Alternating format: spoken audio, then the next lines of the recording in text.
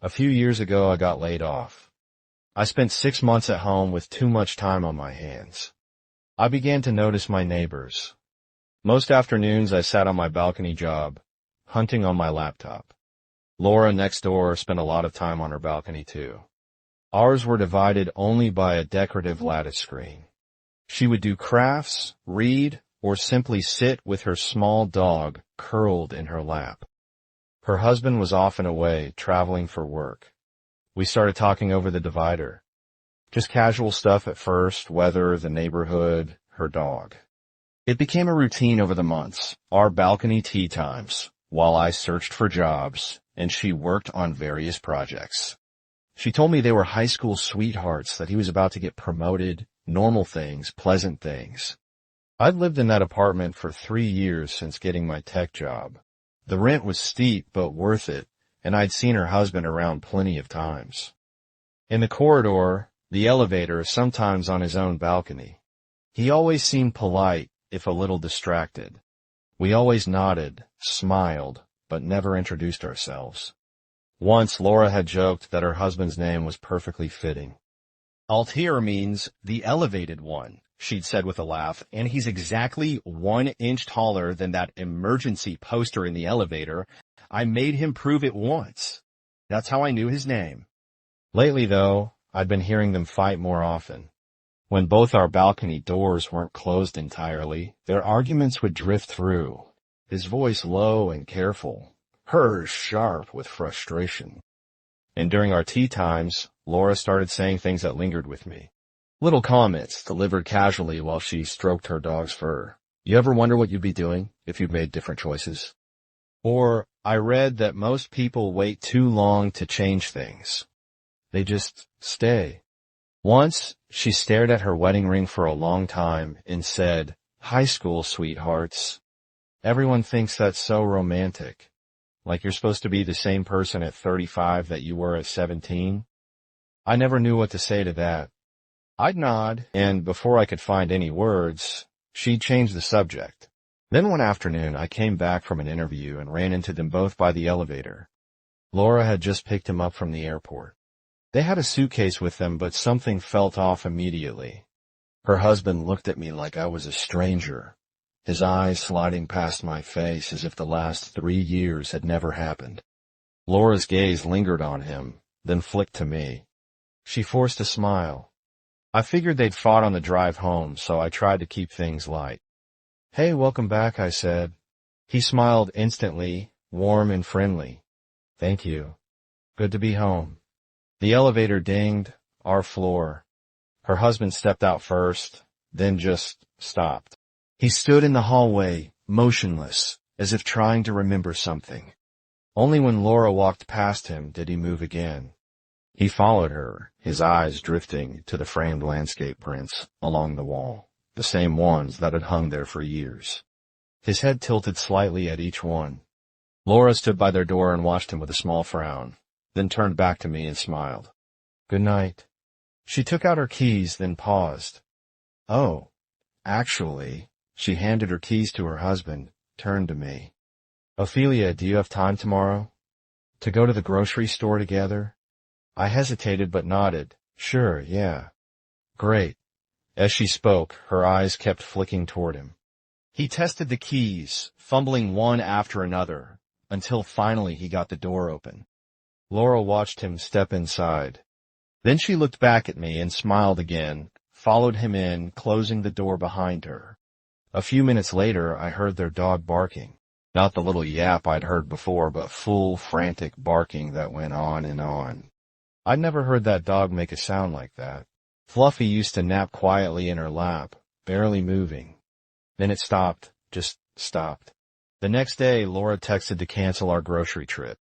They were going on a date, she said, movie and dinner. Over the weekend, they were inseparable. I'd see them out on their balcony together, sitting close, Laura's head resting on his shoulder. She looked radiant, genuinely happy in a way I'd never seen before. She glowed like any woman newly in love, and he seemed just as devoted, always touching her hand, her hair, gazing at her with this unwavering focus. I even ran into them kissing in the elevator once. When the doors opened, they broke apart, laughing. Laura's face was flushed, her eyes bright. I smiled. Don't mind me. She laughed, embarrassed but delighted. Sorry. I thought I should be happy for her. Whatever had been wrong between them, whatever doubts she'd hinted at, maybe they'd finally worked through it. Then Monday morning came. I returned from my jog to find Laura leaving the building alone. She looked pale, almost gray, and moved with an urgency that made me step aside without thinking. We exchanged the briefest nod before she hurried past. That afternoon, I was on my balcony when her husband appeared on his, watering can in hand. He tended the plants methodically, then paused mid-pour. His head turned toward the sliding door. "She's back," he said to no one in particular, his tone bright and cheerful, then abandoned the watering can and vanished inside, leaving it tipped on its side, water spilling across the tiles. I frowned, staring at the spreading puddle. My laptop battery was dying, so I went inside to grab the charger. And in the quiet of my apartment, I heard it, a scream. Faint, but sharp enough to freeze me in place. It was over almost as soon as it began. Then came that same frantic barking, fluffy, desperate, and afraid. I bolted back to the balcony. Laura was sliding their glass door shut. "Everything okay?" I called over the lattice. She turned. For a split second, her face was blank, exhausted, hollow. Then she arranged it into something that almost looked like a smile. "Broke a glass," she said softly. Fluffy got startled. Maybe they'd had another fight. I didn't want to be nosy. I nodded slowly. "Okay. Let me know if you need anything." She nodded once and disappeared inside. I got a final round interview at a company I desperately wanted to work for. I threw myself into preparation, spending every waking hour reviewing technical concepts, rehearsing answers until they felt natural. All week, rain battered the windows in steady sheets. I stayed inside, barely aware of anything beyond my laptop screen and practice problems. Laura didn't come for our usual team meetings on the balcony, but honestly, I didn't have time for them anyway. The interview consumed everything. Friday afternoon, I finished. The interviewers smiled, shook my hand, said they'd be in touch. I walked out of the building feeling both exhausted and oddly hollow, the adrenaline draining all at once. Back home, the silence of my apartment felt oppressive. I made coffee, checked my email compulsively, tried to remember what I'd done with my time before job hunting took over my life. That's when I realized I hadn't seen Laura in over a week. I baked a simple lemon cake, the kind she'd mentioned liking once, and knocked on her door. No answer. I waited, knocked again. Nothing but silence from inside. I texted her, "Hey, haven't seen you in a while. Made too much cake, want some?" The message showed as delivered. No response. I stood in the hallway, cake in hand, staring at her door. Through it, I couldn't hear anything, no TV, no footsteps, no dog.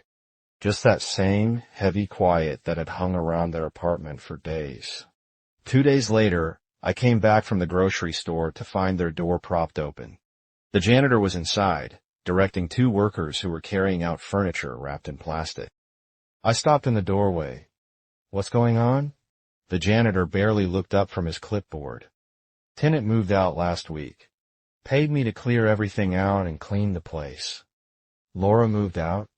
My grocery bags felt suddenly heavy in my hands. "When? Why?" He shrugged. "Week ago, maybe. Said her husband died on a business trip. Didn't want to stay here anymore." He said it matter-of-factly, like people fled their homes after tragedies every day. The world tilted slightly. The hallway light flickered, or maybe it was just me. "Her husband died?" "Yeah, overseas somewhere. Sad situation." I couldn't make my mouth form the question I needed to ask. "When?" I walked back to my apartment in a daze, set the groceries on the counter, and stood there, staring at nothing. Her husband, dead. My hands were shaking as I pulled out my phone and searched his name. It took a few tries. I had to remember it from the names on their mailbox, from Laura mentioning it in passing. The article was brief, buried in the international news section.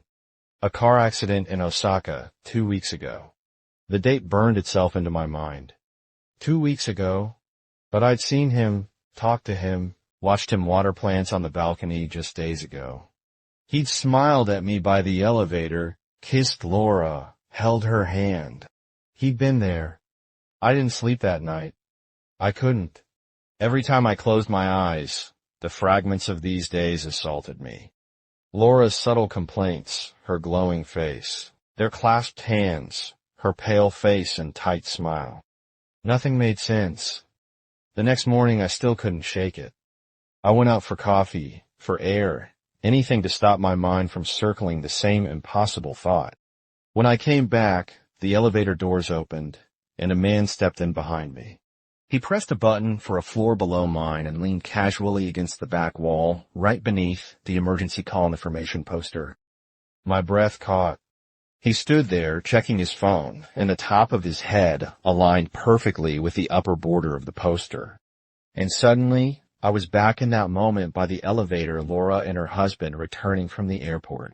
Him standing in that exact spot, his head level with that exact line.